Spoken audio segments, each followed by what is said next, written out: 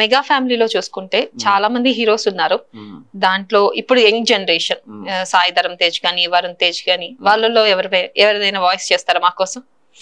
ఎవరైనా చేయొచ్చండి. అంటే బట్ నాకేంటంటే రామ్ చరణ్ గారు అంటే మగధీర దగ్గర నుంచి ఇప్పుడు ప్రెసెంట్ RRR వరకు ఆయన వాయిస్ వేరియేషన్ ఎలా ఉందో చూపిస్తారు.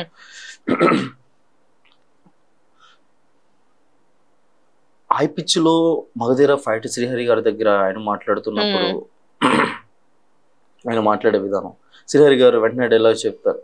చెప్పిన వెంటనే మన వెంటనే రామ్ చరణ్ గారు ఒక్కొక్కడిని కాదు షేర్ ఖాన్ 100 మందిని ఒకేసారి రమ్మని చెప్పు, లెక్క ఎక్కువైనా పర్వాలేదు తక్కువగా కూడా చూసుకో, ఇలా మాట్లాడే ఆయన. మన రంగస్థలం వచ్చేసరికల్లా ఆయన మాట్లాడేది కొంచెం నత్తిగా ఎక్స్ప్రెషన్స్ ఇస్తూ, ఏమండి ప్రెసిడెంట్ గారండి, నేనండి మీ సిట్టు బాబుని మాట్లాడుతున్నానండి, మా అన్నేంటండి గొంతు మీద కత్తెట్టేసుకున్నాడండి, అయినా డబ్బుల్ని తీసుకోలేదంటే ఆయన నమ్మలేదండి, అట్లా ఉంటదండి చిట్టుబాబు గారు దెబ్బ అంటే, మీ డబ్బు ఇక్కడ పాత పెట్టారండి, తీసుకెళ్ళిపోండి, మీ డబ్బు అంటే మాకు అవసరం లేదండి, అలా ఉంటదండి ప్రెసిడెంట్ గారు. ఇట్లాగా చిట్టిబాబు గారు వచ్చేసారు మా స్టూడియోకి, అట్లా ఇన్వాల్వ్మెంట్ అవుతూ మాట్లాడతారు. సో RRR సినిమాలో ఆయన మాట్లాడే